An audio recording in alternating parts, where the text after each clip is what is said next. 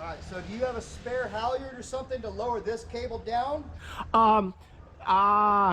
If you have a short piece of line, because you can just tie it on, because you see the roller furls held up with the jib halyard? Yeah. So if you can just swap those two. Okay. You probably need another piece of line.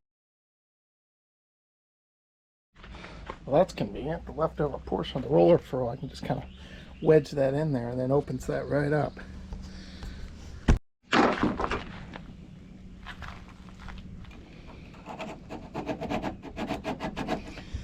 I'm not feeling a bolt in there so far.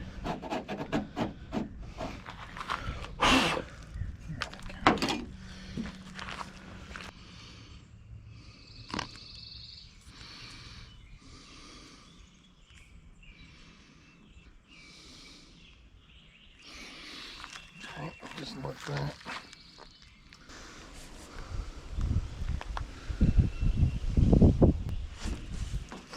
Yep. That's what we like to say. There's a little bit there. Okay.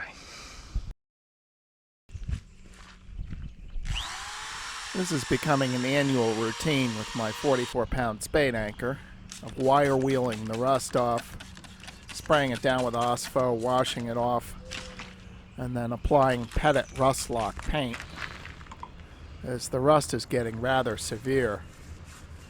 Performance-wise, it's a great anchor, but rust has been a problem, and I've decided that this will be the last year with this anchor. In the end, I assembled the entire furler unit based on one video put out by Selden Furlex. It shows you how to do the whole thing from A to B. You just got to keep pressing pause and rewind for the umpteenth time to make sure from here all the way up to the terminal is should have. The calculator says 364. I'm going to make it 363, just so again we err a little bit on the short side. Well, here goes.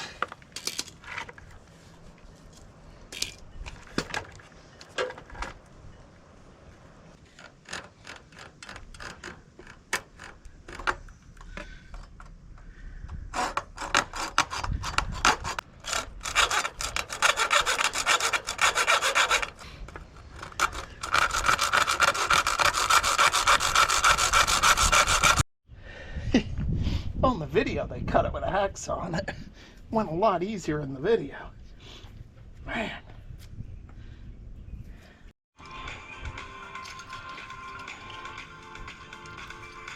So with the wire cut, then the last step is to attach the rigging screw via the stay lock end fitting.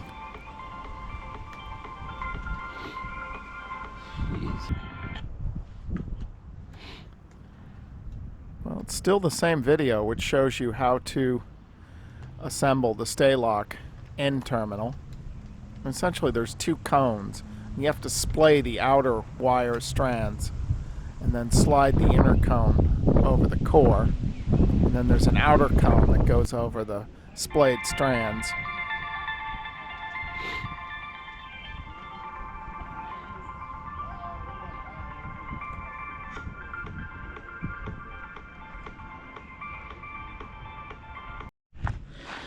So that lays right down once you get it.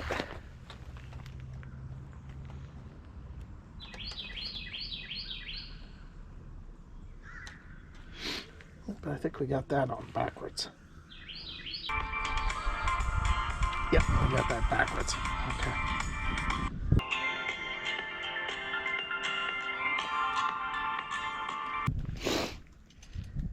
So you can see the inside of the top part of that rigging screw is threaded.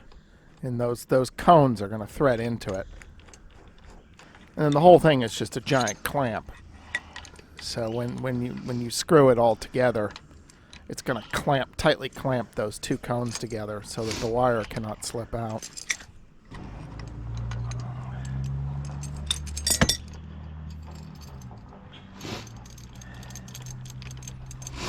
So I'm going to do a couple of dress rehearsals here, clamping it just to make sure that the wire is all laying down properly inside those cones. Okay. So let's just do it moderately tight. Ah, there we are. Okay, that looks good. Adhesive. Then before the final crank down, Selden provides you with an adhesive. I assume it's also a sealant that'll go over the threads. And so that'll seal it and lock it all together. Okay.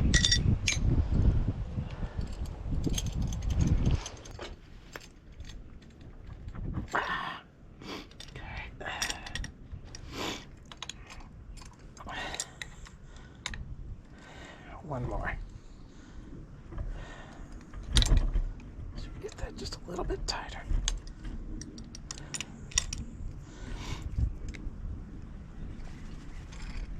I reckon.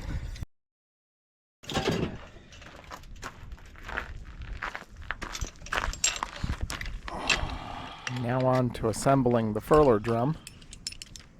And once again, back to the video. Pause, rewind, replay.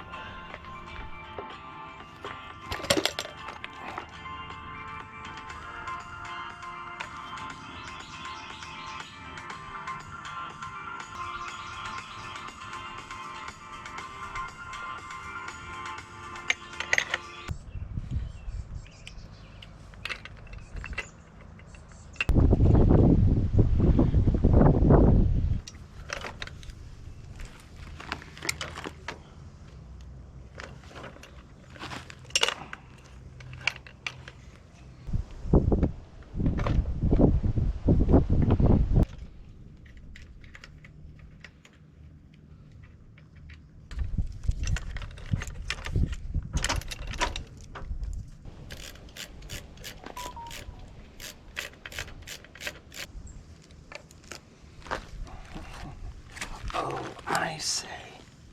That's what I was missing. This has to go into that hole there.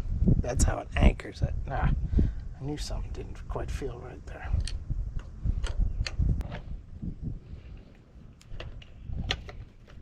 Okay, there's that knob you gotta line up right there. Okay.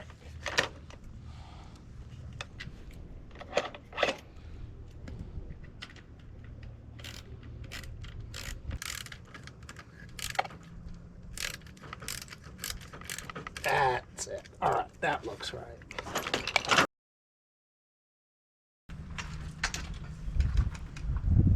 So the plan is to haul the foil up into place using the jib halyard. Just hang it nearby. And then I'm going to have the boat yard go aloft, detach the old forestay and replace it with the new roller furling foil and forestay.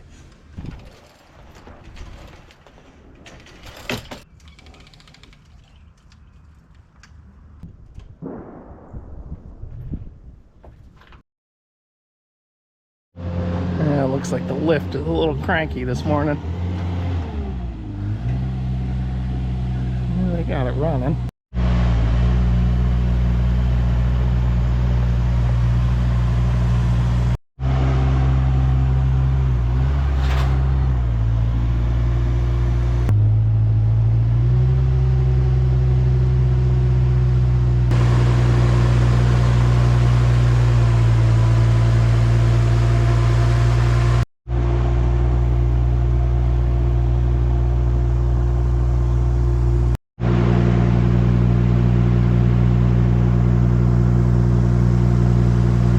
You see the forestay that's loose? This one. That's what we're going to put on. So move your, so third hand band down, there's a 1/4 inch wire.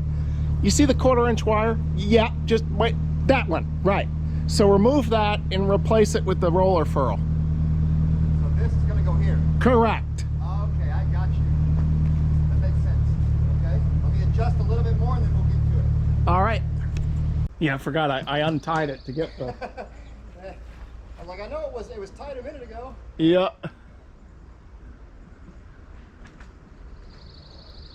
Yeah, right. Tie everything to that jib halyard. So then I can pull the jib halyard down with the old halyard and all that. Gotcha. All All right, lower away. Here we go.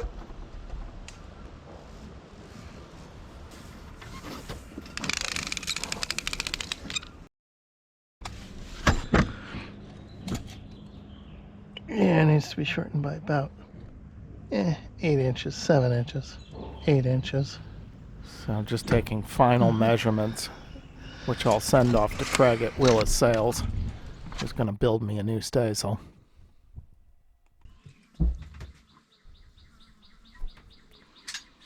So another project this year is to replace the Force 10 stove.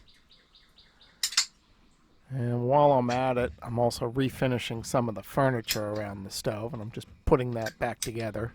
I'll put some of it back together now because I still have to get the old stove out. And the plan is to replace that stove with a Dickinson Caribbean stove. I've gone through 3 of those Force 10 stoves and haven't been entirely happy with them.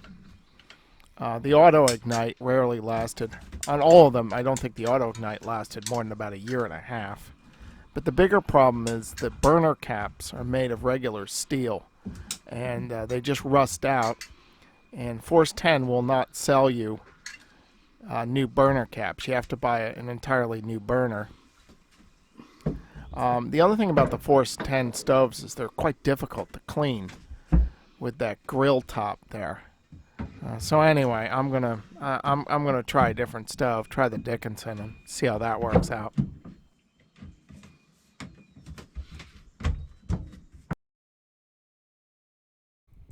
Consider supporting this channel by becoming a patron.